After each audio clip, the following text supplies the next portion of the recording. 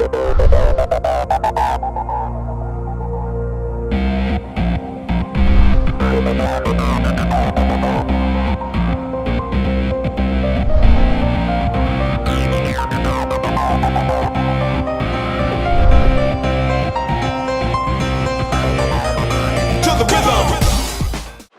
welcome to this installment of the TechPit show.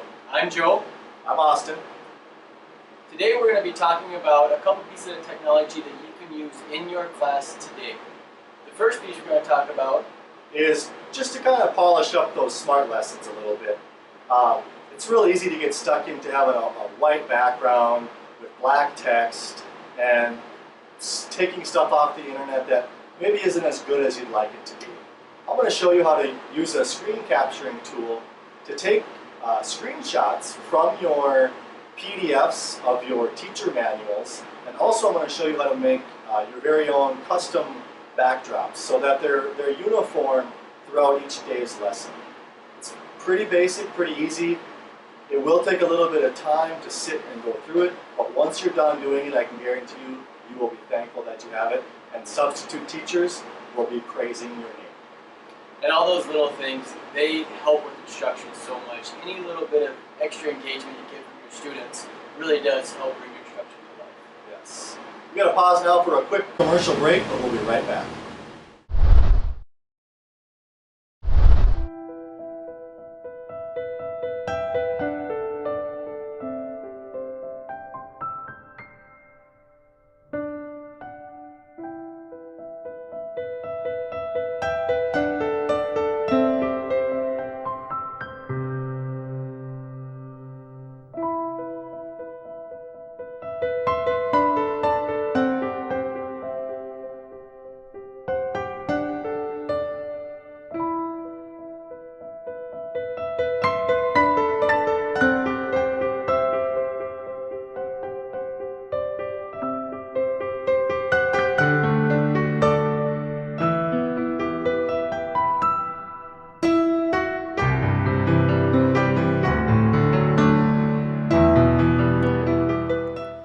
Hi, I'm Sarah McLaughlin's cousin.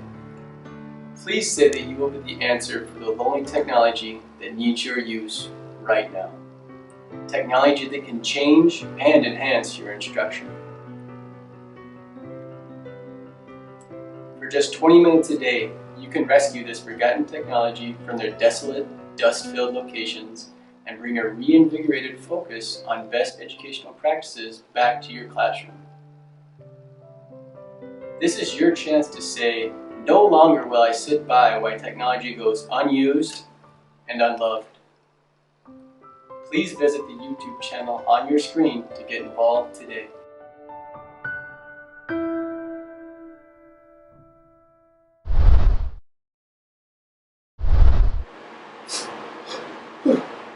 Oof, that was powerful. That's touching. Yeah. Well, welcome back.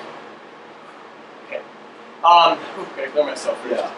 Okay, now today I am going to show you guys this really cool program, online program, that you can use, and a lot of people use it in that flipped classroom concept, but it doesn't have to be in a flipped classroom. It's if you want to change a pace in your classroom, if you want something different for the kids to do, it's something for them to work on.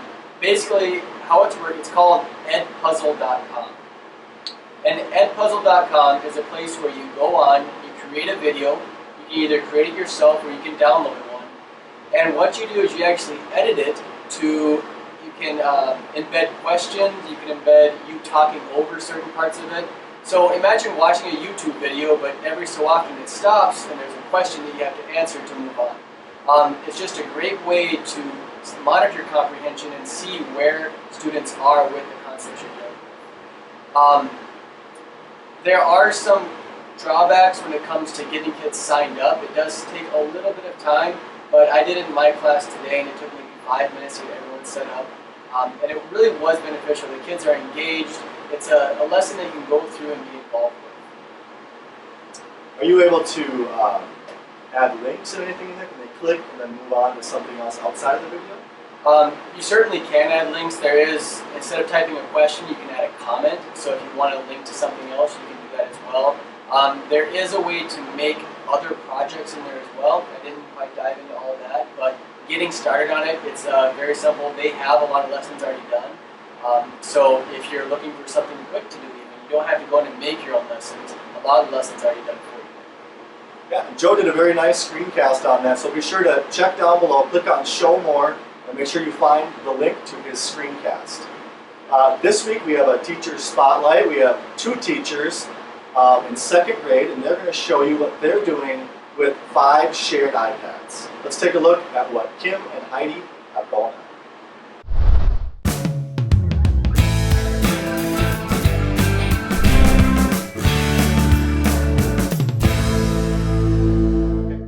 So we have our app spotlight this week. We have Mrs. Erdahl and Mrs. Cease here, and they are going to show us how they are using 5 iPads amongst 80-some students in 2nd grade.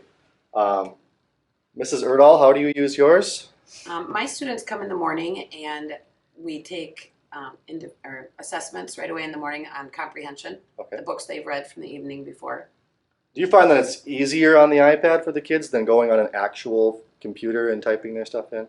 I do. I think it's easy for them to slide because the students can actually maneuver whatever they're using rather than, say, a laptop has just that little, which I find is difficult for 2nd graders to maneuver that. Yeah. So I find that this is an easier tool for them to maneuver. And Heidi is using hers during Daily 5, right? Yep. And what app are you using during Daily 5? And during Daily 5, we use Raz Kids. So during Daily 5, there's a section of Daily 5 that's called Listen to Reading. So then the kids will plug in their headphones to the iPad and they'll go to the Raz Kids app. Yep. And they'll go through these books. And it's also sort of a comprehension. So they'll listen to the story, then they'll read the story themselves, and then they'll take a quiz on it. There are many kinds of animals. The elk is in the deer family. Male elk have large antlers. Elk can swim well and run very fast. Giraffes. So that's a good example of that. Okay, then that has a quiz on the end of it too, right? Yep. And then also during Daily 5, the kids will use the iPads for working on words. Okay. And what apps are they using for working on words? There's a few spelling apps that we have on there right now. I just don't know the exact name of them, but they will use them for spelling their words from the week, and then also from sight words that we're working on. Okay. Raz Kids does have an option where the students can read into the iPad and then later I can listen to them read. Oh. They send it to you. They send it to me and then I can assess that later. So on your own time you can assess it. So it's like a progress monitoring piece. Mm-hmm. Awesome. And are you guys seeing these are they very beneficial for your classroom? Yes. Huge.